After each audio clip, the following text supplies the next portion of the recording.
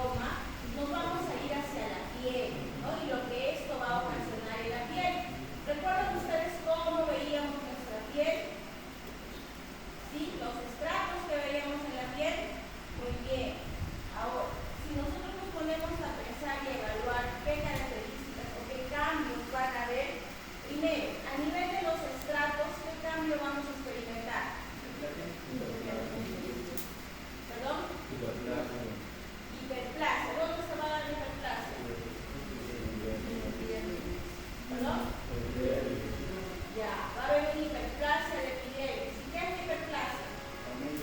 Un aumento en la cantidad de la célula, ¿no? Hay un aumento en la cantidad de la célula. ¿Qué más vamos a tener? Hiperkeratosis, ¿no? Muy bien. Significa que hay un aumento en la población o formación de la queratina. ¿Y quién produce la queratina? Los queratinocitos. Por tanto, si esos queratinocitos van a estar altamente expuestos o sometidos a que haya una mayor producción de queratina, ¿cómo van a estar esos queratinocitos?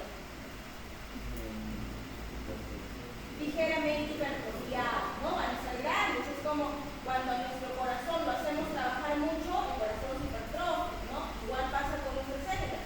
Si estos queratinocitos empiezan a producir mucha queratina, se comienzan a hipertrofiar y a ver grandes, como el que tenemos acá. Este de acá, ¿no? Se van a ver grandes, de forma medio ovalada, núcleo basófilo amplio, ya igual que los que tenemos acá arriba. Entonces tenemos queratinocitos hipertrofiados. Tenemos, ¿qué más? Hiperkeratosis. ¿Qué más? Acantosis. Muy bien, acantosis. ¿Y qué me dice la literatura que es acantosis? ¿Qué es? Es el aumento de los queratinocitos. El aumento en El estrato espinoso. el engrosamiento del estrato espinoso, ¿sí? Es al tener nosotros unos queratinocitos aumentados de tamaño porque están hipertrofiados, entonces vamos a tener que esta capa, que es la capa espinosa, que es una de nuestras capas de epidermis, se va a ver más engrosada, ¿ya? Esa es la acantosis. ¿Qué más vamos a tener?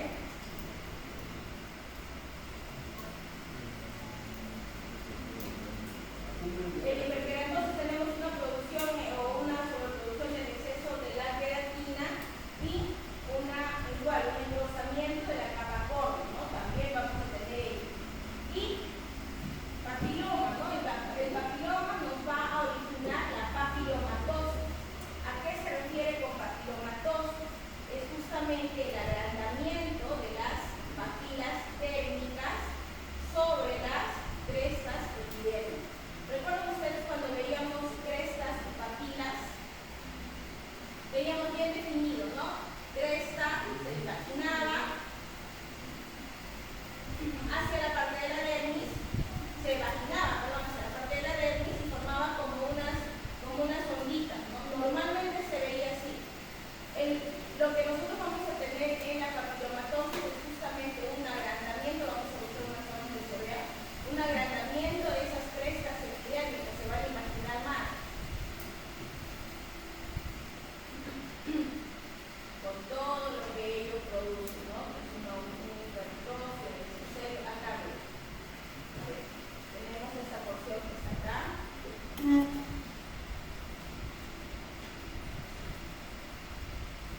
De acá para abajo, para acá, miren cómo se ha imaginado eso. Todo esto viene a ser epidermis. Hasta acá arriba. Esto, acá abajo, es epidermis. Y normalmente la epidermis no se ve así distorsionada, ¿no? No se ve como si fuera una hendidura. Sin embargo, acá la vemos así, está demasiado metida sobre la dermis. ¿Podemos reconocer acá dermis con claridad? No, ¿verdad? ¿Qué vamos a ver en vez de dermis? O en el reemplazo de la dermis.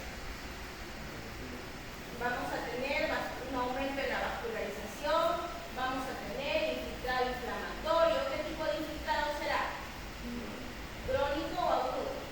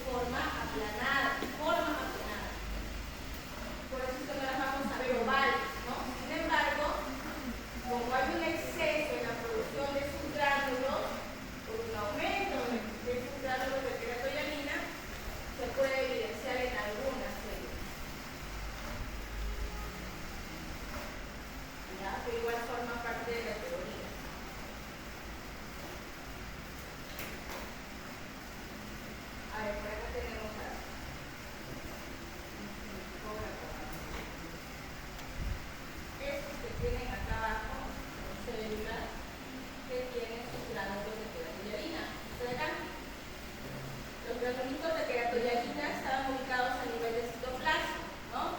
Eran inclusiones intracitoplasmáticas que eran pequeñas, no se notaban abundantes. Sin embargo, en estas que vemos acá, miren, en estas, las de acá abajo, no estas de acá se ve mucho mejor, que parece como si fueran unas burbujas, ¿no? Miren, ¿ya? Estas son las células con un aumento en la granulación o el gránulo de queratoyarina, ¿no? Donde se observa en el estrato granuloso, ¿sí? Muy bien, ¿qué más debemos ver? ¿Qué otra característica histológica tiene que nos dicen en su guía? Los colorcitos, ahí está. Los colorcitos están básicamente la vascularización del citoplasma que debería ser relacionado con la luz de la luz. Por tanto, una característica más es la vaporización de las células, ¿no? La vaporización. ¿A qué se refiere? Va a ver, estas células se van a ver globosas, ¿no? Es como si tuvieran una vacuola, como lo dice su propio nombre, una vacuola a nivel citoplasmático que ocupa casi todo el citoplasma y desplaza o rechaza el núcleo. Por eso se observa como si tuviera una zona blanca en el interior del citoplasma, ¿no? Que son las que tenemos acá. Estas células que se observan así, como unos globitos, con un espacio blanco, ¿no? Eso es justamente por la vaporización de las células, ¿ya?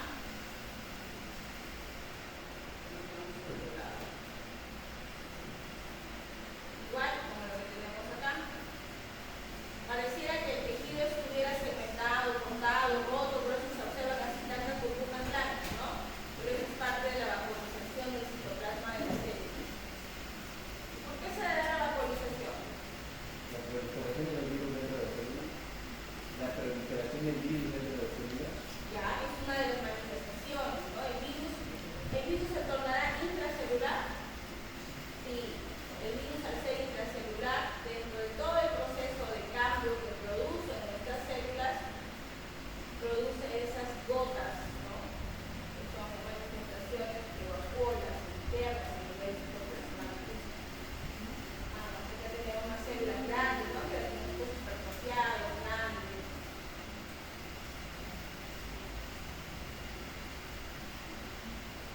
Esto no es parte del infiltrado, ¿no? El infiltrado inflamatorio, lleno de monomorfonuclear, ¿no? Que es lo primerito que vieron ustedes con el proceso.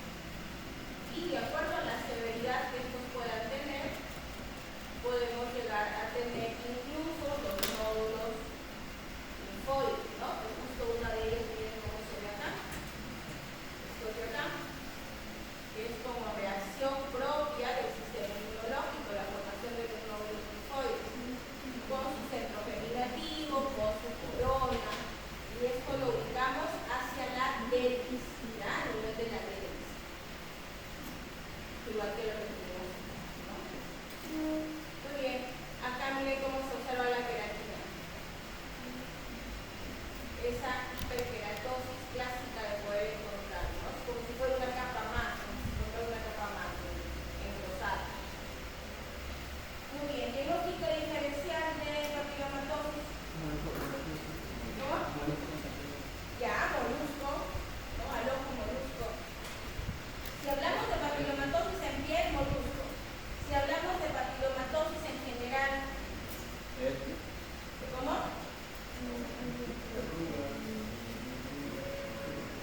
A nivel genital, ¿qué verruga aparece con? Venerea. Ya, la verruga venérea. ¿Ya? El condiloma, ¿han escuchado? Sí, ¿no? El condiloma, ¿no? El condiloma se manifiesta como una verruguita, es también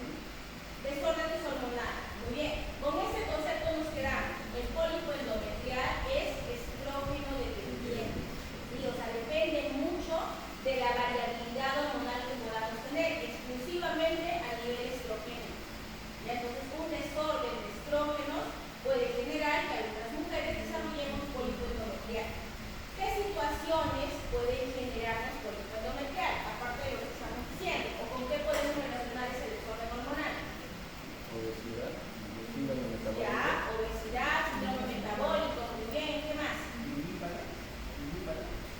Más que nulíparas, es una consecuencia. El pólipo te puede llevar a no tener a una infertilidad.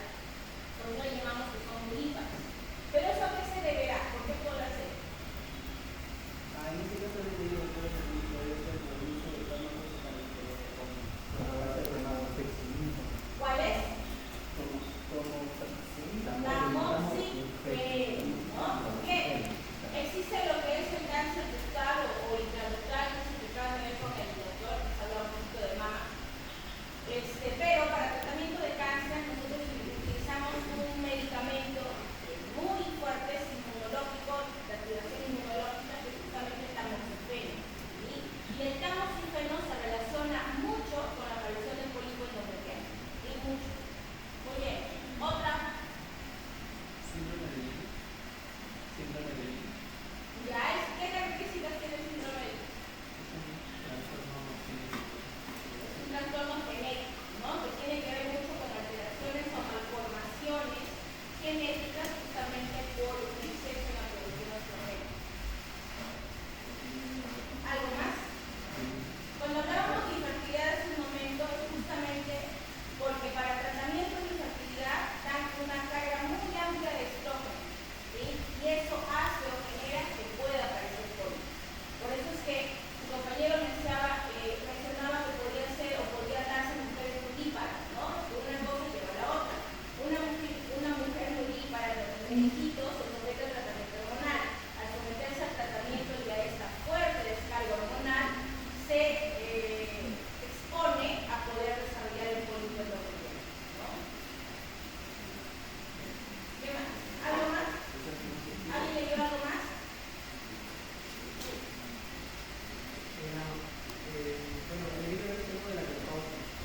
Ya, también, ¿no? Tiene que ver mucho con la menopausia, justamente por los cambios hormonales, ¿no? Muy bien, y nos falta una más. Así como teníamos el uso del tamoxifeno por el cáncer de mama, tenemos el uso de un medicamento que también tiene que ver inmunológicamente, que es la ciclosporina. ¿No han escuchado? No, la ciclosporina está dada, por ejemplo, para tratamiento de... ¿perdón? Chores no. Puede ser, pero en este caso no. Ya en este caso la ciclosporina la vamos a utilizar o la vamos a citar para tratamiento de rechazo de trasplante, ¿no? Para eso también se utiliza. Y ante estos eventos también las mujeres que se someten a trasplante y usan este medicamento que tiene que ver mucho con la inmunidad, puede generar ¿ya? Entonces, todos estos trastornos específicamente hormonales pueden generarnos una policomatosis o un pólipo endometrial. Pólipo endometrial cuando es uno solo, policomatosis cuando son varios pólipos, ¿ya? ¿Qué características macroscópicas deben tener los pólipos endometriales? Muy bien, son películas fibrobasculares, se unen a la pared y son sésiles, ¿no? Sésiles nosotros le llamamos a lo que es móvil, ¿no? Muy bien, ¿qué más? Tendrán componente sanguíneo, tendrán componente líquido. ¿Cómo? Son sensibles. Ya, son sensibles, pero pueden producir microhemorragias. ¿Por qué? Porque al estar adheridos a la pared, ¿no? A la pared, en este caso del endometrio, nosotros recordemos que la pared endometrial es ampliamente vascularizada, ¿no? Entonces, como están adheridos a la pared, entonces al momento de empezar a producirse el pólipo, que es como una pequeña huequita que se produce, pueden producirse el vasito sanguíneo y producir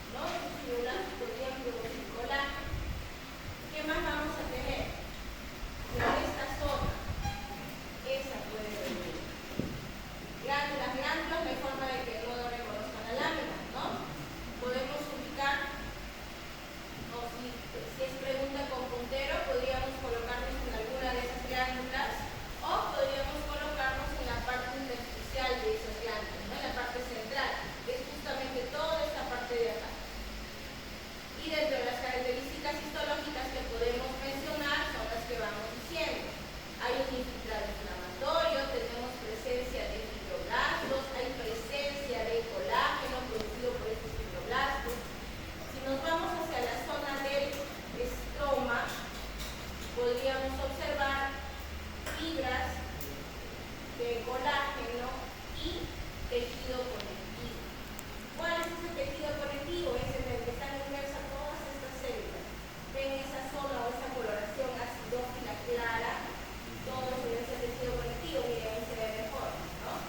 Y sobre ella están esas células de forma redondeada, que son propias del mismo tejido.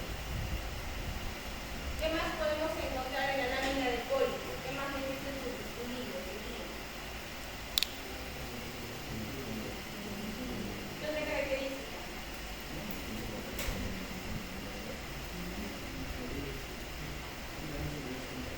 ¿Habrá alguna característica específica en las glándulas, en las células de estas glándulas? ¿O no?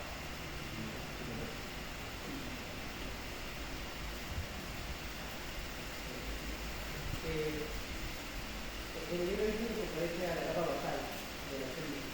Ya, por tanto, una capa basal es una capa vegetativa, ¿no? De donde pueden salir más células. Y estas, por lo general, pueden ser cilíndricas o cúbicas.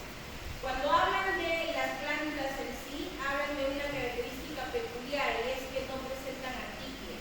¿No? Atiquia significa distorsión, cambio, que será diferente. Estas glándulas, la glándula propiamente se mantiene intacta. Si bien es cierto, hay una mayor cantidad de ellas y todo alrededor, ¿no? En la zona periglandular se ve alterado, pero la glándula, el epitelio glandular se mantiene intacto, ¿no? No hay ninguna alteración en ese epitelio, se mantiene así. Incluso el contenido, la parte interna de lo que tenemos en la luz, la porción de secreción de la luz también se mantiene intacto, no tenemos mayor alteración. ¿Qué más podemos encontrar? ¿Qué más hay en su vida? Las glándulas pseudoquísticas. Las glándulas pseudoquísticas. Cuando habla de pseudoquística, ¿a qué se refiere? Que pueden tener la apariencia de quiste como estos que tienen acá, ¿no? ¿En qué se podrá diferenciar un quiste de un pólipo? Eso es más para fibroadenoma, ¿no? Fibroadenoma mamario. ¿Pero en qué se podrá diferenciar? ¿Qué contenido debe tener el quiste?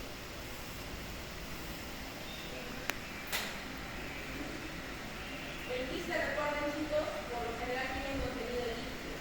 ¿Sí? Es líquido. Por tanto, el agua, a ver, ustedes imagínense un globo con agua. ¿Qué le hace el globo al agua? Las paredes de ese globito se mantienen íntegras, ¿no? Bien circunscritas. Así es como vamos a ver hoy. Ese quiste o pseudoquiste va a tener sus paredes bien circunscritas, como si fuera toda una circunferencia clásica. A diferencia del resto de, en este caso del pólipo, del fibroadenoma, cuyo contenido